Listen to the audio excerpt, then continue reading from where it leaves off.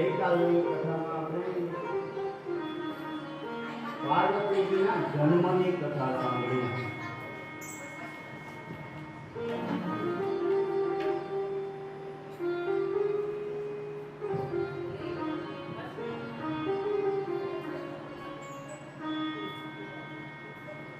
તો ગઈકાલની કથામાં આપણે પાર્વતીજીના જન્મની કથા સાંભળી.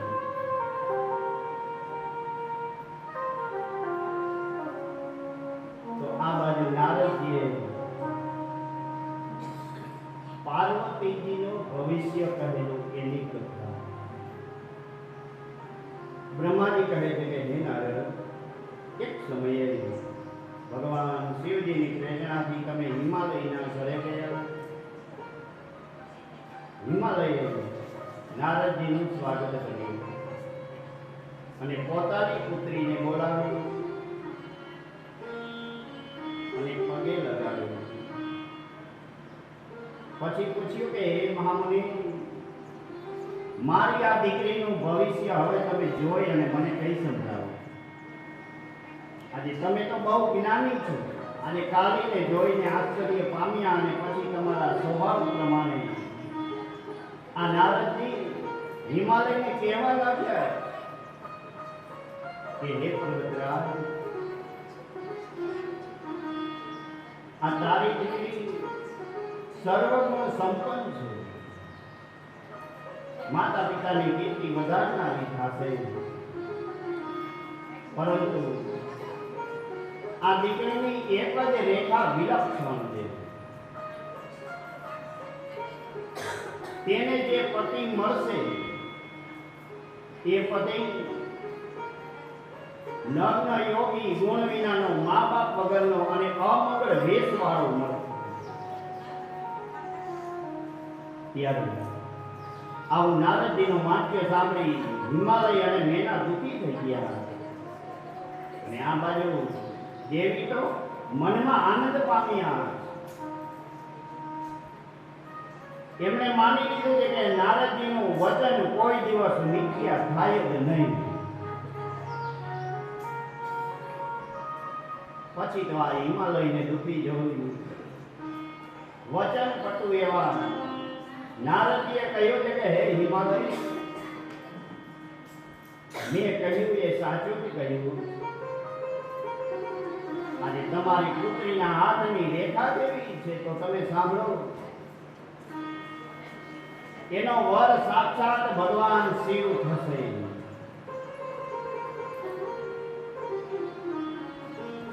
તેમને બે કહ્યા કે ખરાબ લક્ષણો ખરેખર એ ભગવાનના સદગુણ.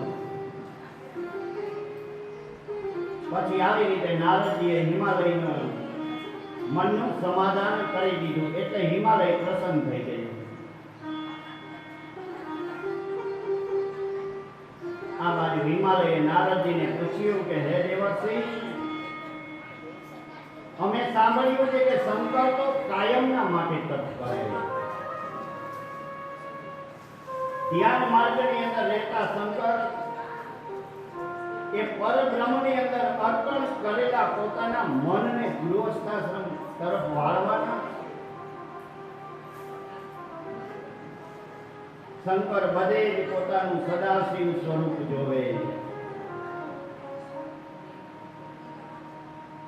અહીં આવતા કિન્નરો પાસેથી તો અમે એવું સાંભળ્યું છે કે મહેશ્વરે તો અગાઉ પણ પ્રતિજ્ઞા કરેલી હતી કે દક્ષ પુત્રી સતી સિવાય બીજાને સ્વીકારશે નહીં.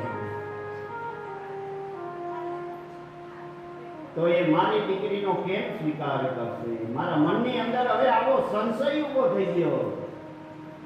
ત્યારે નારદજીએ કહ્યું કે તમારે ચિંતા કરવાની જરૂર નથી.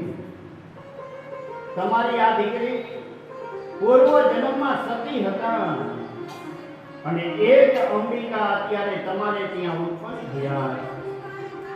એટલે આ પાર્વતી શિવજીના પત્ની થશે, એમાં કોઈ સંશય નથી.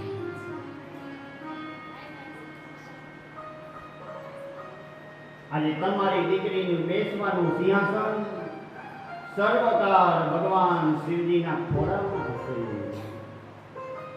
હિમાલય નારદજીના સમજાવવાથી હિમાલયના મનનું સમાધાન થયું. પણ આ મેનાના મનનો સંશય હજુ પૂરો નષ્ટ થયો નથી. મને પ્રાણ સમાન પ્રિય. એનું ભવિષ્ય મુનિ નારદજી કહી ગયા, પણ મારી દીકરી એ મારી દીકરી. પણ આજે નારદજી ભલે કહી ગયા, પણ આ મારા સ્ત્રી સ્વભાવના કારણે તો હવે વિવાહને લાયક છે. માટે તમે હવે એના માટે સુંદર સુલક્ષણ વર ગોતી એનાને ઊભી કરી અને પ્રેમપૂર્વક વચને કહ્યું કે દેવી, આજે આ બધો ભ્રમ હવે તમે થોડી દિવસ ખોટું પડે છે નહીં. આજે તને તારી પુત્રી ઉપર બહુ સ્નેહ ભાવના, એના એ પુત્રીને તપ કરવા માટે શિખામણ આપવાનો વિચાર કર્યો. એવા સમયે પરમેશ્વરી કાલિકા માતા પાસે આવ્યા અને કહેવા લાગ્યા છે કે હે માતા, આજે પરોઢિયાની અંદર મને એક સપનું આવ્યું. એમાં એક તપસ્વી બ્રાહ્મણે મને એવો ઉપદેશ કર્યો કે મારે ભગવાન શિવજીનું તપ કરવાનું. તરત જ વેનાએ સપનાની વાત પતિને કરી એટલે બંને જણાએ પુત્રી પાસેથી સપનાની પૂરી વાત સાંભળી. આ સપનાના વાતથી પ્રસન્ન થયેલા હિમાલયે મેનકાને કહ્યું કે મને પણ આજે પાછળની રાત્રિએ સપનું આવ્યું તે તો સાંભળ. એક તપસ્વી આપણા નગર પાસે તપ કરવા પધાર્યા, એટલે હું પુત્રીને લઈ અને ત્યાં ગયો. એ તપસ્વીને શંકર તરીકે ઓળખ્યા. આજે એની સાથે મારે અસંખ્ય વેદાંત શાસ્ત્રના સિદ્ધાંતોની ચર્ચા થઈ છે. માટે હે કલ્યાણી, આ સ્વપ્નની પરીક્ષા એના ફળની પ્રાપ્તિ મળે ને ત્યારે થશે. માટે ધીરજ રાખવી જરૂરી. થોડા દિવસો વીતી ગયા એટલે ભગવાન શિવજી હિમાલયના નગર પાસે આવી ગયા. સતીના વિરોધી વ્યક્ત એવા એ તપસ્વીની સાથે તેમના ગણોનો સમૂહ પણ આવ્યો. આ બાજુ બધા દેવોએ ભગવાન શિવજીને મોહ પમારવા માટે કામદેવને ત્યાં મોકલ્યો, પરંતુ ભગવાનને વિકાસ થયો નથી. એમણે પોતાના ત્રીજા નેત્ર દ્વારા અગ્નિ ઉત્પન્ન કરી અને કામને બાળી નાખ્યો.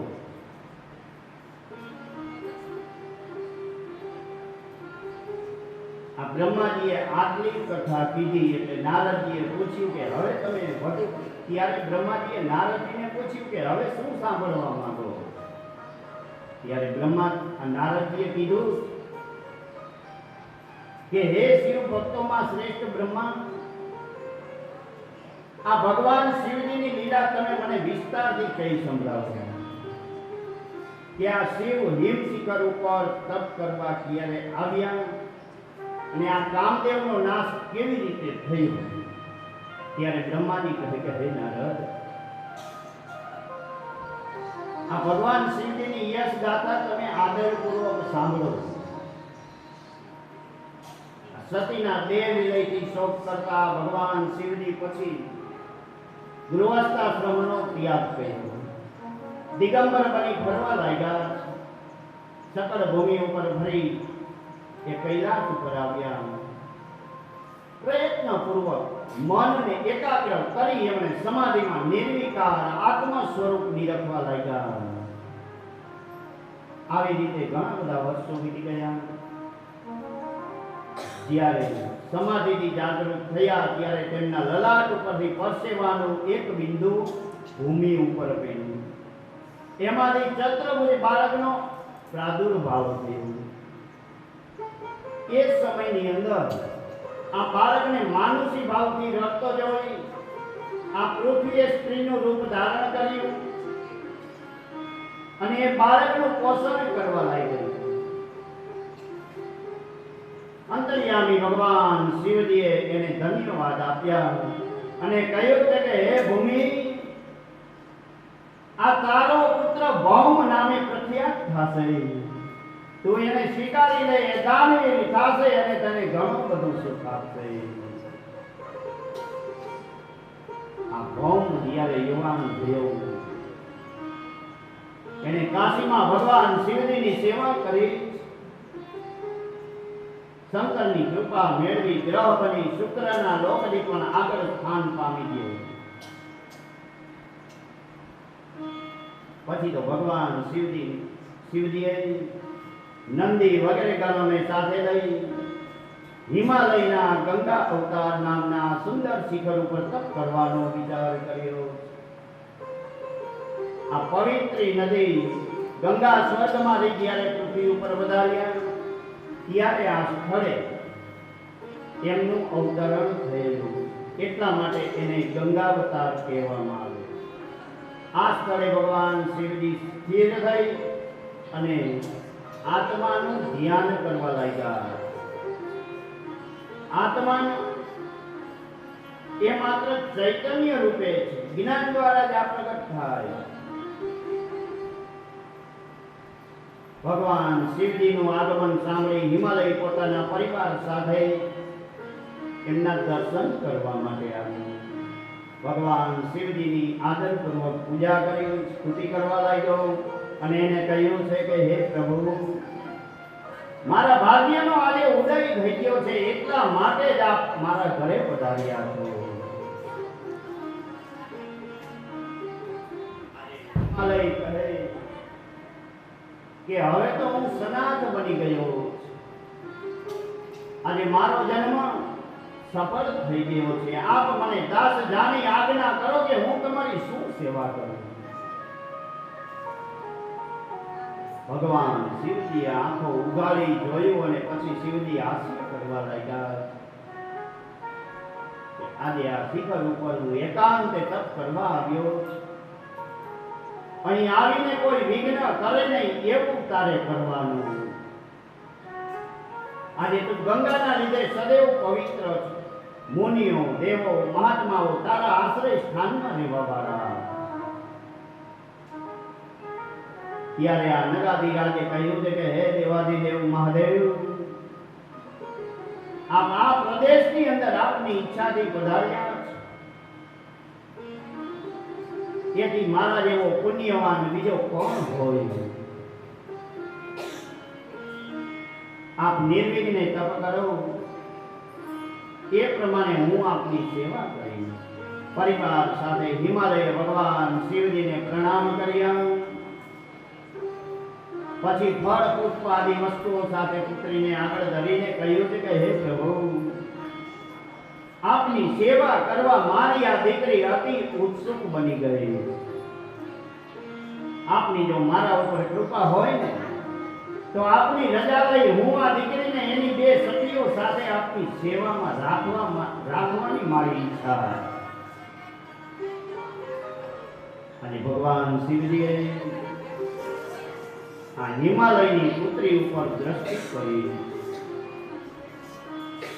સ્ત્રીઓમાં સર્વોત્તમ સુંદર, મનને ભરતી આવી કન્યાને જોઈ મહાયોગીશ્વરે આંખો બંધ કરી દીધી. નેત્રો બંધ કરી ગયેલા શંકરને હિમાલય કહેવા લાગ્યા કે હે કરુણા સાગર, આજે હું આપના શરણે આવ્યો અને આપને શરણે આવેલા અમારા તરફ તમે જુઓ તો ખરા. આપનો મહિમા અપાર છે. તેને વાણી કે મનથી પણ જાણી શકાતો નથી.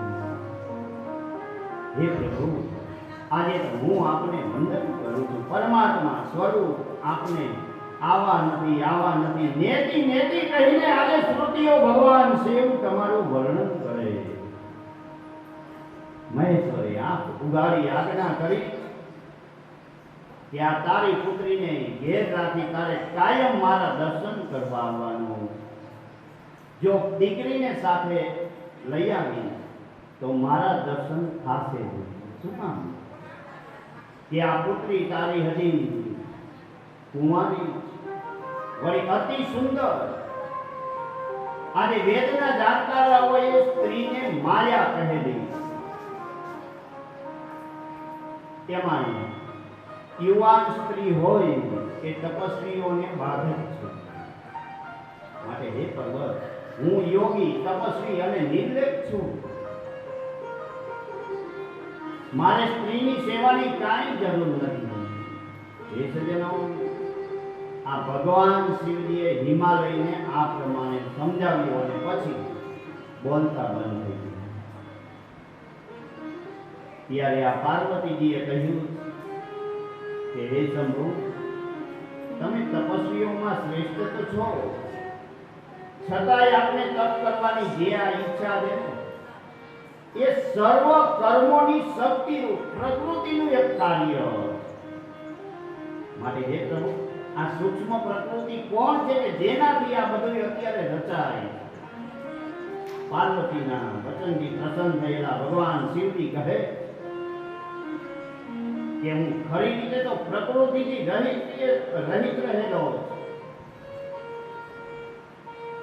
આ પાર્વતીએ વિવેકથી ભગવાન શિવજીને જવાબ આપ્યો કે હે પ્રભુ, આજે તમે પ્રકૃતિથી રહિત છો એમ કહ્યું. તો આજે આ તત્વદ્રષ્ટિથી વિચારતા આખું જગત પ્રકૃતિથી સદાયના માટે બંધાયેલું.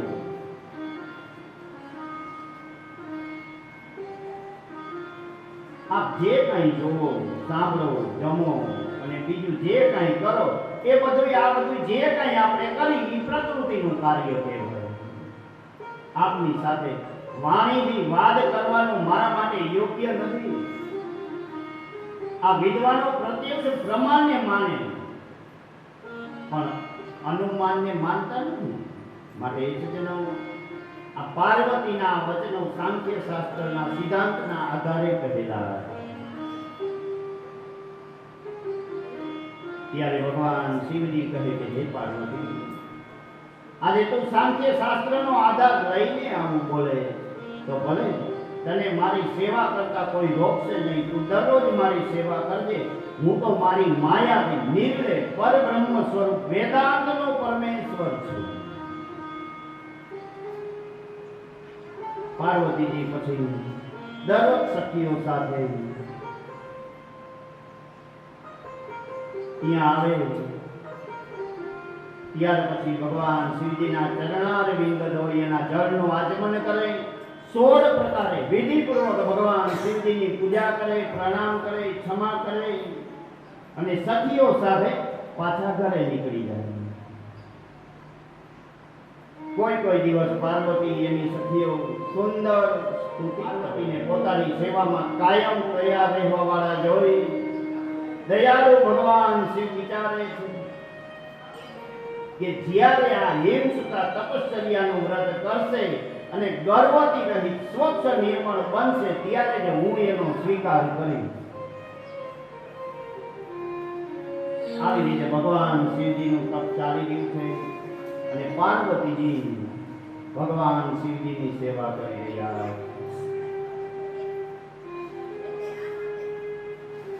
ત્યારે બ્રહ્માજી નારદજીને કથા સંભળાવી રહ્યા છે અને મુનિઓને એ કથા આજે સૂત સંભળાવી રહ્યા.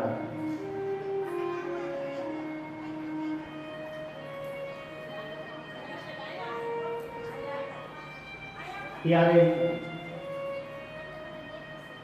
આ પાર્વતીજી ખૂબ જ ભગવાન શિવજીની સેવા કરે. તો આજે બ્રહ્માજી પાછા નારદજીને કહે કે નારદ, હવે તો હું તમને તારકાસુરની ઉત્પત્તિ કહું, એની કથા સાંભળો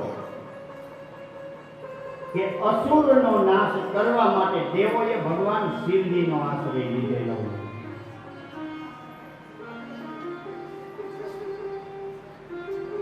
મરીચીના પુત્ર કશ્યપને 13 પત્નીઓ હતી.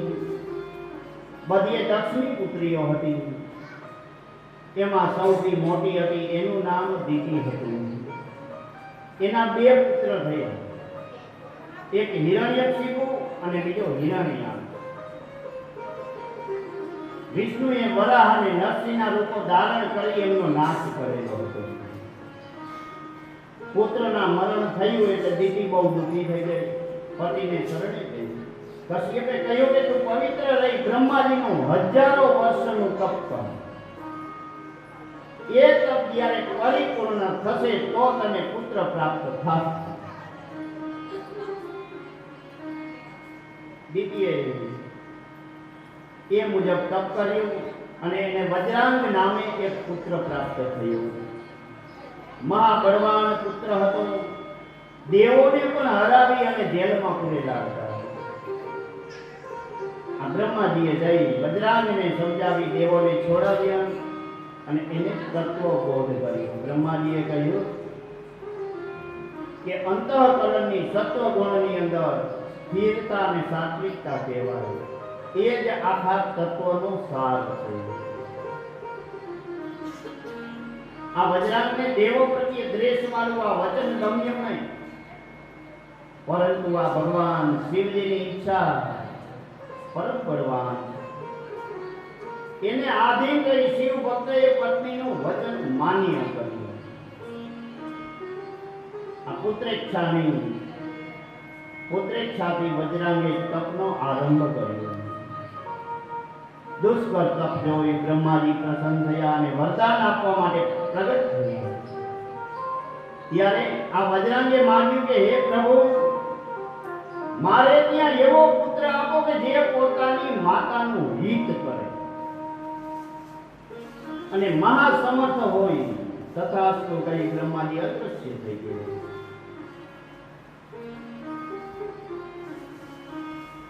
ત્યાર પછી મજબૂત મનના અને સમર્થ એવા એ અસુર એક પગે ઉભા રહી બંને હાથ ઊંચા રાખ્યા, દ્રઢ વ્રત પાળી 100 વર્ષ સુધી એને વજરાંગે તપ કર્યું. પછી તો બીજા 100 વર્ષ સુધી માત્ર પગના એક અંગૂઠા ઉપર ઉભા રહી અને તપ કર્યો. દેવો બધાય ભયભીત પામી ગયા. ઇન્દ્રને આગળ કરી અને બધા દેવો બ્રહ્માજી પાસે ગયા. ઇન્દ્રએ બધો વૃત્તાંત કઈ સંભળાવ્યો. એટલે બ્રહ્માજી હંસ ઉપર આરૂઢ થઈ તપ કરતા તારકાસુરને વરદાન આપી તપ પૂર્ણ કરાવવા ગયા. ત્યારે આ તારક બોલ્યો છે કે હે પિતામહ, તમે મને જો વરદાન આપવા આવ્યા એટલે મને જે માંગવું એ મળશે. હે કૃપાળુ, મને 2 વરદાન આપો. પહેલું તો એ કે આ બધાય લોકની અંદર મારા સરખો બળવાન બીજો કોઈ થાય જ નહીં. અને બીજું કે જ્યારે ભગવાન શિવજીનો પુત્ર સેનાપતિ બની અને લડવા આવે ત્યારે એના હાથે જ મારું મૃત્યુ થાય. તથાસ્તુ કહી બ્રહ્માજી તો નીકળી ગયા. આ તારકાસુરને મનધારી વરદાન મળ્યું. પ્રસન્ન થઈ સોનીપુર નગરમાં ગયો અને ત્યાં દૈત્ય ગુરુ શુક્રાચાર્યએ એનો રાજ્યાભિષેક કર્યો. એને 3 લોકોનું રાજ્ય કરવા લાગ્યો. દેવોએ પોતાની સંપત્તિ એને આપી દીધી. આ કેવી કર્મની ગતિ કહેવાય. કર્મની ગતિ બહુ ન્યારી, કોઈથી સમજી શકાતી નથી. આજે સ્વર્ગના દેવો પણ સ્થાન ભ્રષ્ટ થઈ અને પૃથ્વી ઉપર આશ્રય શોધવા લાગ્યા. ત્યારે બધાય દેવોએ બ્રહ્માજીની સ્તુતિ કરી. બ્રહ્માજી પ્રસન્ન થયા. આવવાનું કારણ પૂછ્યું. ત્યારે દેવોએ દીન અને નમ્ર બની પોતાનું દુઃખ વર્ણવ્યું કે હવે તો અમને આ તારકસુર નામનો રાક્ષસ હવે અમને હેરાન કરે. ત્યારે બ્રહ્માજી કહે કે દેવો, આ દૈત્ય મારા વરદાનથી જ બળવાન થયો. એનો નાશ કરવો એ આપણા માટે યોગ્ય જ નથી. આજે તમારું આ કાર્ય કરવા માટે ભગવાન શિવ જ યોગ્ય. બ્રહ્માજી કહે કે તારકાસુરના નાશનો ઉપાય હું બતાવું, તમે સાંભળો. બ્રહ્માજી કહે કે મેં વરદાન આપ્યું છે કે શંકરને પુત્ર જો થાય તો એનાથી જ આ તારકાસુર મળે. બ્રહ્માજી કહે કે હવે શંકરને પુત્ર કેવી રીતે થાય એ સાંભળો. જો ભગવાન શિવજીના પત્ની સતીએ તો દક્ષ યજ્ઞમાં દેહ ત્યાગ કરી દીધો, એટલે અત્યારે શિવજીને પત્ની નથી, પરંતુ આ સતીએ હમણાં હિમાલયને ત્યાં પુત્રી પાર્વતી તરીકે જન્મ ધારણ કર્યો. અને ભગવાન શિવજી જો એનું પાણી ગ્રહણ કરે એવો આપણે કંઈક ઉપાય કરો. માટે તમે બધા ત્યાં જાઓ અને શંકર પાર્વતીને પત્ની તરીકે સ્વીકારે એવો તમે બધા દેવો કંઈક પ્રયત્ન કરો. બ્રહ્માજી કહે કે હવે હું તારકાસુર પાસે જાઉં અને સમજાવું. પછી બ્રહ્માજી એ અસુર પાસે ગયા અને કહ્યું કે આજે મેં તને સ્વર્ગનું રાજ્ય આપ્યું નથી, છતાંય તું એનું રક્ષણ કરે એ સારું, પણ તને તો મનુષ્ય લોકનું ઉત્તમ રાજ્ય આપ્યું છે, માટે તું પૃથ્વીનું રાજ્ય કર. ત્યારે આ તારકે એમનું કેવું માન્યું, એટલે સ્વર્ગનો ત્યાગ કરી સોણિક નગરમાં એ તારક ચાલ્યો ગયો. અને પછી બધા દેવો પોતપોતાના સ્થાને હર્ષપૂર્વક રહેવા લાગ્યા. આ બાજુ બધા દેવોએ વિચાર કર્યો કે આ શંકરને મોહ પમાડવા આ કામદેવને મોકલ્યો. એટલે કામદેવને બોલાવ્યો. એટલે તરત જ મિત્ર વસંત અને પત્ની રતિ સાથે ત્યાં આવ્યો. ઇન્દ્રને પ્રણામ કરી અને આજ્ઞા માંગી. ઇન્દ્રએ કહ્યું છે કે હે કામ, મારું જે કાર્ય એ તારું પણ છે. આજે તારે અને મારે ઘણા મિત્રો, પણ તારા જેવો ઉત્તમ મિત્ર અન્ય બીજો કોઈ નથી.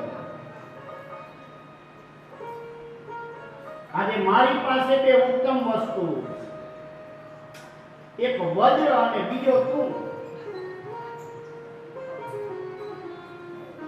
આજે મારું વજ્ર તો કોઈ સમયે નિષ્ફળ જાય, પરંતુ તું કોઈ સમયે નિષ્ફળ જઈ શકે.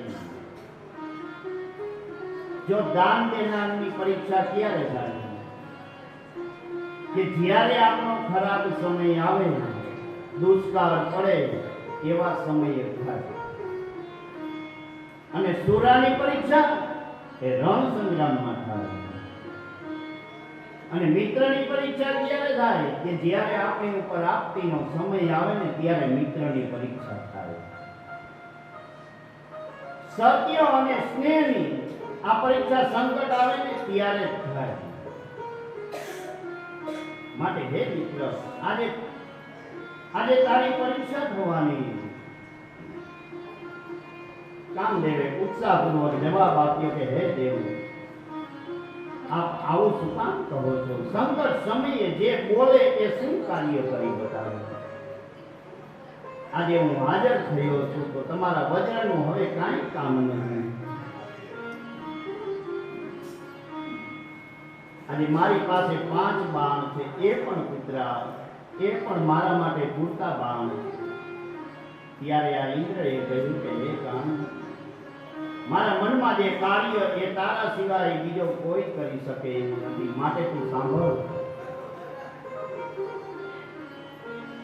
કે તારક નામનો એક દુષ્ટ દૈત્ય અત્યારે પેદા થયો.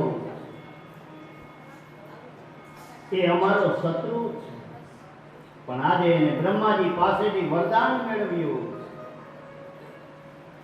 એટલા માટે એ બળવાન બની અને બધાઈને અત્યારે પીડા આપી રહ્યો.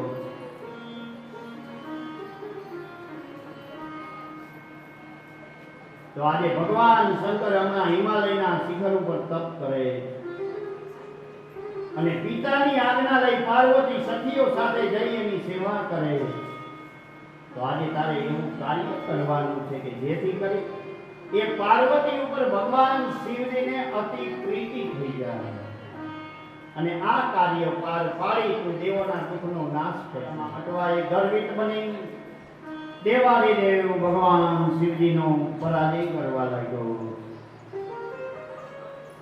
પછી તો હાવભાવ સાથે શૃંગાર રસને પોતાના પરિવાર સાથે પ્રવેશ કર્યો અને આ કામદેવ રતિની સાથે ત્યાં હાજર થઈ ભગવાન શિવજીના હૃદયમાં પ્રવેશ કરવા માટે કોઈ છિદ્ર શોધવા લાગ્યો.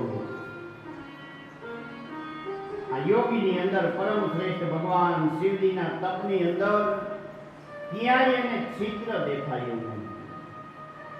આ લલાટની અંદર ત્રીજા નેત્રને ધારણ કરનાર આ ધ્યાનસ્થ ભગવાન શિવજીને ચડાવી શકવા કોણ સમર્થ છે? આમ કામનું આક્રમણ થઈ રહ્યું છે એવા સમયે સખીઓ સાથે પાર્વતી ભગવાન શિવજીની સેવા કરવા માટે આવી ગયા. પાર્વતીજી પૂજન કરવા માટે ભગવાન શિવજીની સામે ગયા ત્યારે ભગવાન શંકરે ક્ષણ માત્ર ધ્યાન છોડી દીધું. એના પ્રત્યે દ્રષ્ટિ કરી. એ ક્ષણવારનો લાભ લઈ કામે પોતાનું હર્ષ નામનું એક બાણ છોડ્યું. પાર્વતી પૂજન કરી રહ્યા હતા અને ભગવાન શિવ એના મુખચંદ્રનું નિરીક્ષણ કરી રહ્યા હતા. એમના મનમાં એવો વિચાર ઉભો થવા લાગ્યો કે આ શું છે? આ મુખ છે કે ચંદ્ર? ત્યારે ખરેખર પાર્વતી સર્વાંગે સુંદર. આના દર્શન માત્રથી જ કેટલો બધો આનંદ થઈ જાય. આટલો વિચાર થયો એટલામાં તો એમનું મન અતિશય વૈરાગ્યવાન બની ગયું. પોતાના ધૈર્યને આમ સરી જતું જોઈ ભગવાન શિવજી વિચાર કરવા લાગ્યા કે નક્કી આને કોઈ કુકર્મી અહીંયા આવી ગયો અને આ કુકર્મીએ મારા મનને ભ્રમિત કરવા લાગ્યો અને હું એના પ્રભાવમાં ખેંચવા લાગ્યો. ભગવાન શિવજીએ નેત્રો ખોલી ચારેય બાજુ દ્રષ્ટિ કરી. સામે કામદેવ પુષ્પ ધનુષ તાકીને ઊભો. બીજું બાણ ફેંકે એ જ પહેલા એ જળ થઈ ગયું. ભગવાન શિવજીને એના ઉપર ક્રોધ થયો. પુષ્પ ધનવાનું ધનુષ જળ બની ગયું એટલે ડર પામી ગયો. તરત જ ઇન્દ્ર આદિ દેવોને યાદ કરવા લાગ્યો.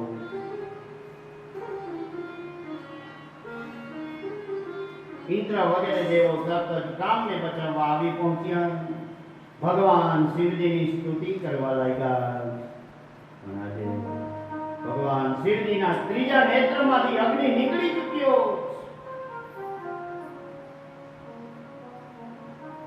એ કોપા અગ્નિમાં બળી અને કામદેવ ભસ્મ થઈ ગયો.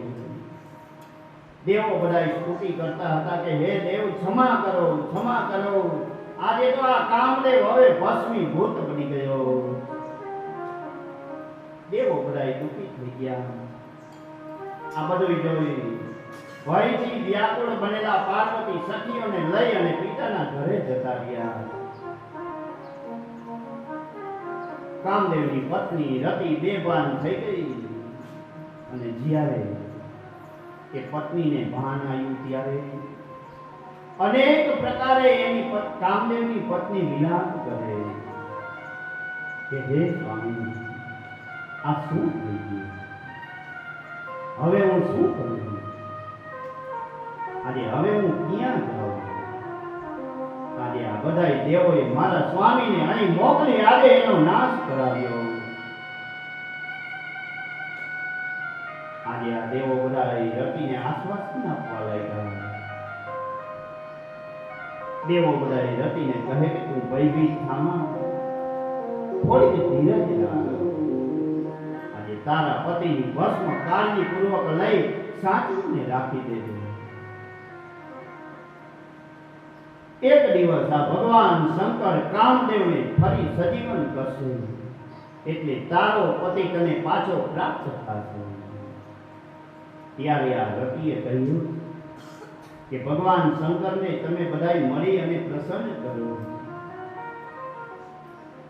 સાંભળો દેવો, આજે તમારા કાર્ય માટે જ મેં મારો એક પતિ ગુમાવી દીધો.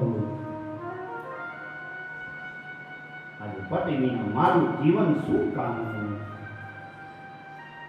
હું પણ આજે એની પાછળ બળી મળવા માટે તૈયાર છું. ભગવાન શિવજીને કહો કે આજે જેમ મારા પતિને બાળી અને ભસ્મ કર્યો ને એવી રીતે મને પણ બાળી નાખો. કારણ કે આજે આ મણી વડે કંકણ અને કંકણ વડે જ મણી શોભે.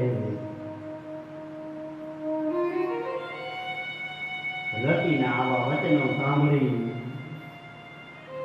દેવો ભગવાન શિવજીને પ્રસન્ન કરવા કહેવા લાગ્યા કે હે ભગવાન, હે દયાળુ, તમે શાંત થાઓ, અમારો અપરાધ ક્ષમા કરો. આ કામદેવે તો સ્વાર્થ વગરનું કાર્ય કરેલું હતું. આ બધા દેવો ભગવાન શિવજીને કહે કે એમાં તો અમારો સ્વાર્થ હતો. ત્યારે ભગવાન શિવજીએ કહ્યું છે કે હે દેવો, આજે તમે મારું વચન સાંભળો કે મારા કોપથી જે થયું એ અન્યથા કોઈ દિવસ બનશે નહીં. પણ આજે રતિને એના પતિનો વિયોગ જ્યાં સુધી કૃષ્ણ અવતાર થશે ને ત્યાં સુધી રહેશે. દ્વારકામાં રહી કૃષ્ણ અને રૂકમણીના પુત્ર તરીકે કામદેવ અવતાર ધારણ કરશે અને એ પ્રદ્યુમન તરીકે ઓળખાશે. એ પુત્રને સમરાસુર ઉઠાવી જશે. માટે હે રતિ, ત્યાં સુધી તું સમરાસુરના નગરમાં રહેજે. ત્યાં તને તારા પતિ પ્રદ્યુમનની પાછી પ્રાપ્ત થશે અને પછી આ પ્રદ્યુમન સમરાસુરનો નાશ કરી તારી સાથે પછી એ દ્વારિકામાં આવશે, જ્યાં તમે બંને સુખેથી રહેજો. આટલું કહી ભગવાન શિવજી અદ્રશ્ય થઈ ગયા. વિસ્મય પામેલા દેવો અને મુનિઓ રતિને આશ્વાસન આપે અને પોતપોતાના સ્થાને ગયા. અને રતિ પણ સમરાસુરના નગરમાં ગઈ, સમયની રાહ જોવા લાગી અને ભગવાન શિવજીને યાદ કરવા લાગી. ભગવાન શિવજીની રતિ કાયમના માટે સ્તુતિ કરે છે કે જય મંત્ર મહામંગળકારી ઓમ નમઃ શિવાય, ઓમ નમઃ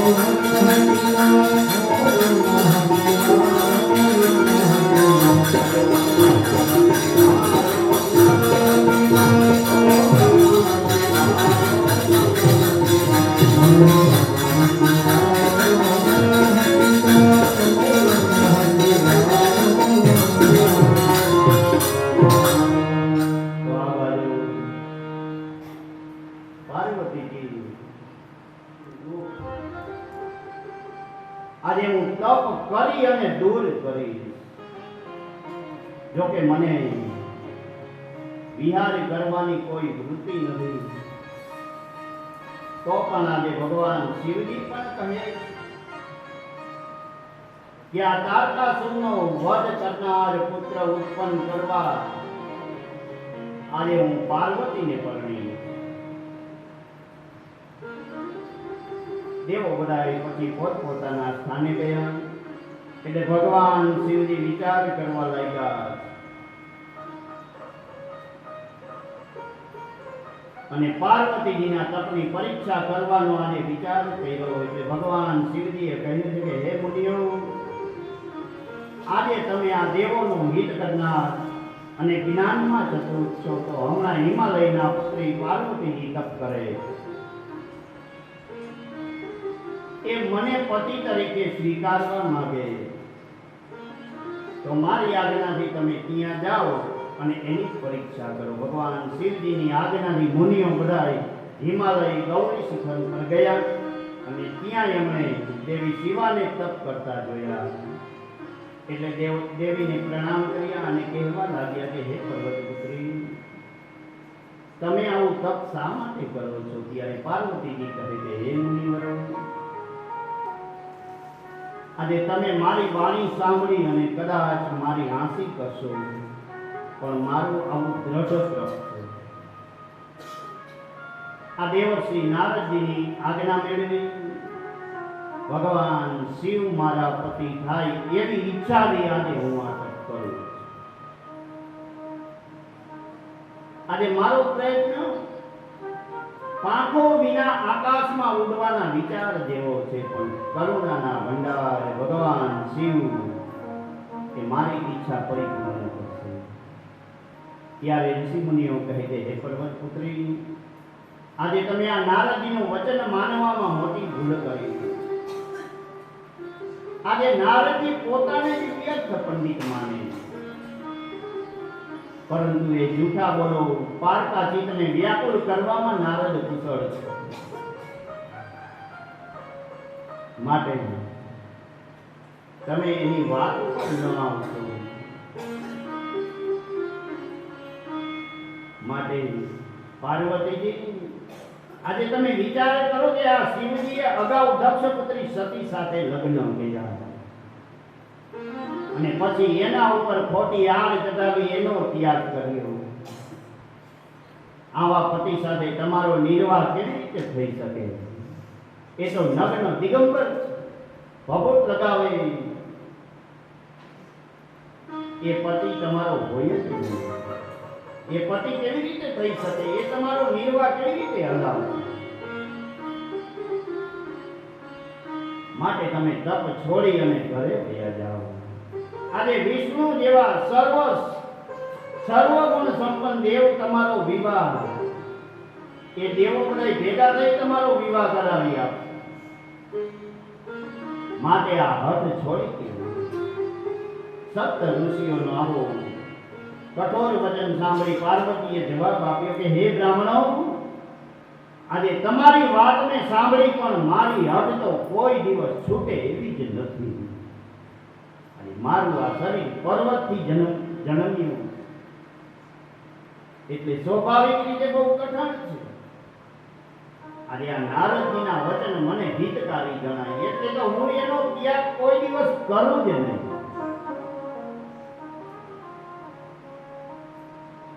આજે નારદજીના વચન એ મારા માટે હિતકારી, અને ગુરુદેવ જે વચન બોલે એ જ સત્ય હોય એવું જે સમજે છે કે આજે મારા ગુરુદેવે જે મને કહ્યું એ સત્ય વચન જ બોલ્યા છે, એ માણસ સુખી થાય, કોઈ દિવસ દુઃખી જ ન થાય. માટે હે મુનિઓ, તમારા વચનો વિચારી હું એવું કહું છું કે વિષ્ણુ તો બધાય ગુણોનો સ્વામી અને ભગવાન શિવ નિર્ગુણ નિર્વિકાર. એનું કારણ એવું સમજ્યું છે કે ભગવાન શિવજી ભક્તોને માટે નિર્વિકાર આકૃતિ પણ ધારણ કરે.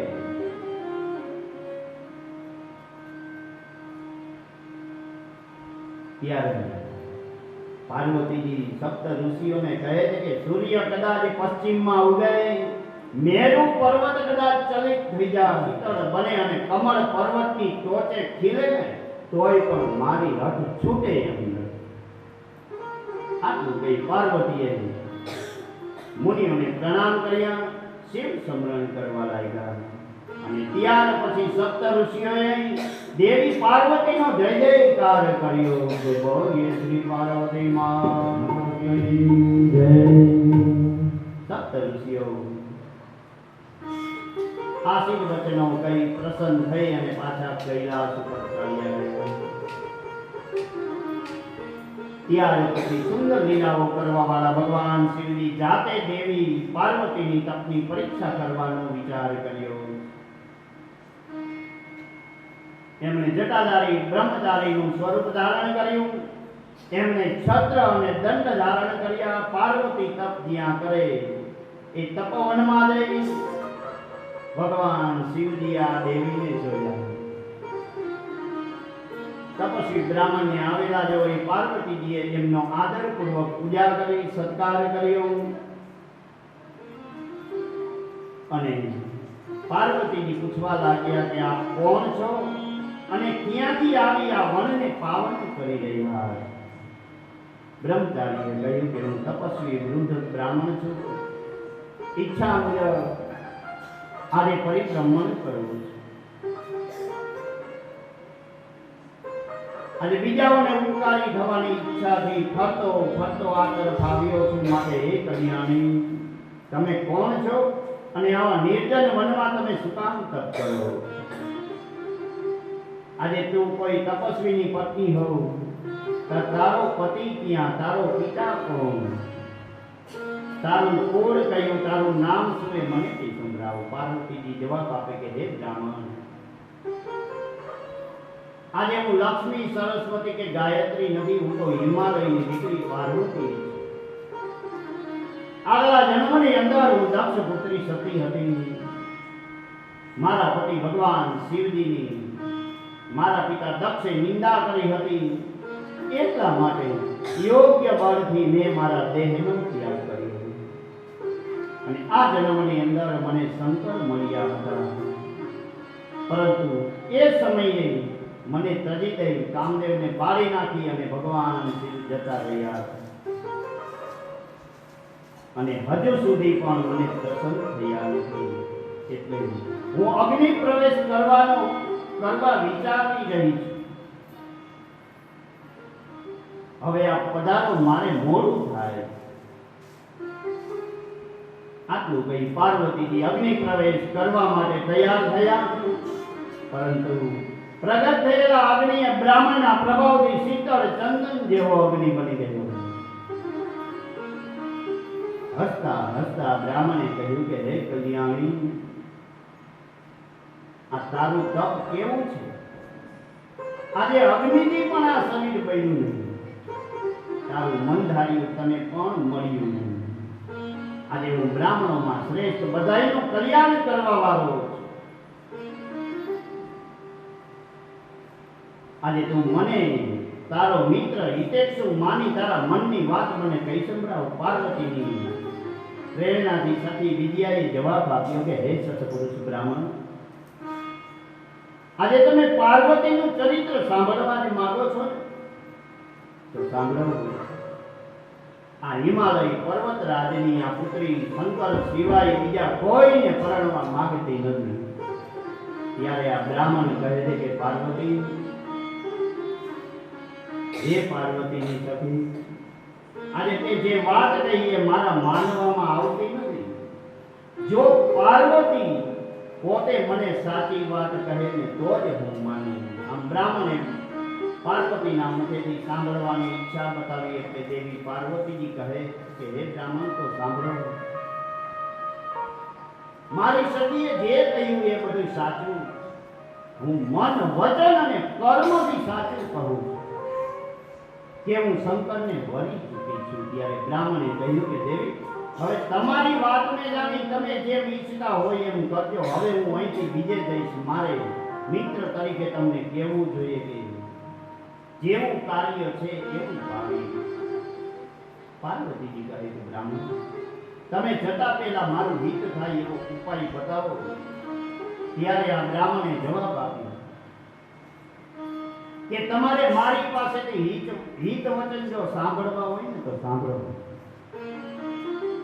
આ મહાદેવજીને બધી રીતે હું જાણું છું.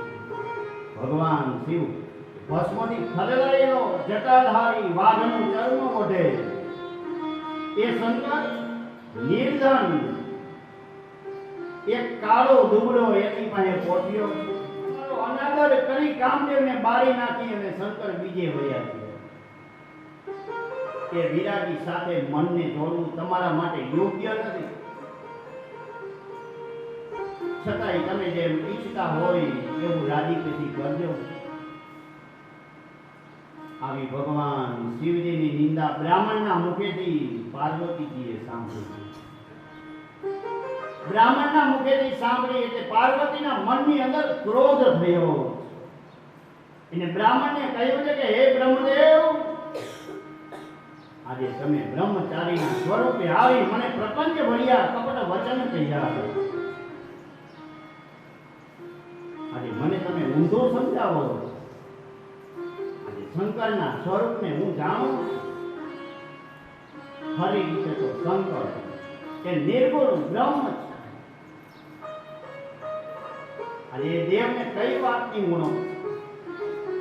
7 જન્મનો દરિદ્ર પણ એમને ભજે ને તો અક્ષય લક્ષ્મી પ્રાપ્ત કરે. શિવજી તો મંગળ વેશ ધારણ કરવાવાળા.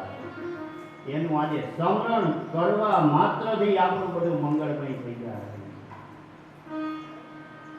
આજે ચિતાની રાખોડી જો અપવિત્ર હોય તો આ શંકરના શરીરે લગાડેલી ભસ્મ દેવો મસ્તક ઉપર શા માટે ધારણ કરે?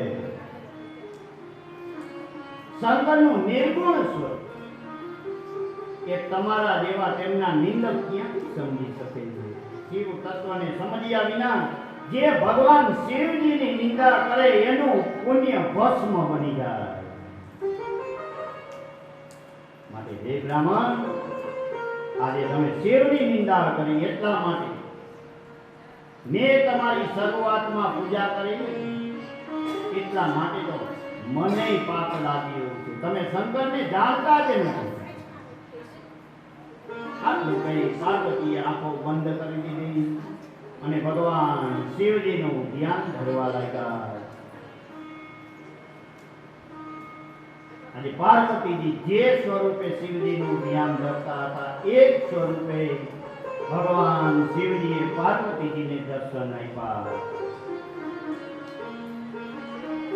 આજે ભગવાન શિવજીનું સ્વરૂપ જોઈ પાર્વતીનું અંગ કંપન અનુભવી રહ્યું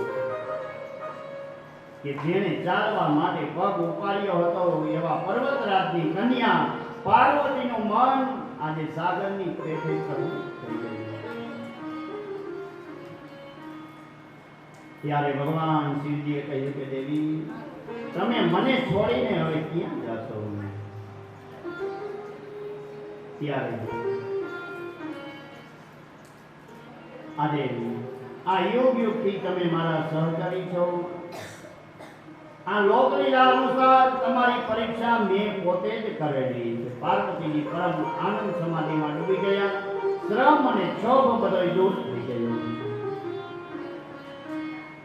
પાર્વતીએ બે હાથ જોડી વિનયપૂર્વક કહ્યું કે હે ભગવાન, હવે તમે પ્રસન્ન થયા છો, કૃપા કરો છો તો આપ મને પત્ની તરીકે હમણાં જ મારો સ્વીકાર કરો. હમણાં તો આપની આજ્ઞા લઈ હું પિતાને ત્યાં જઈશ.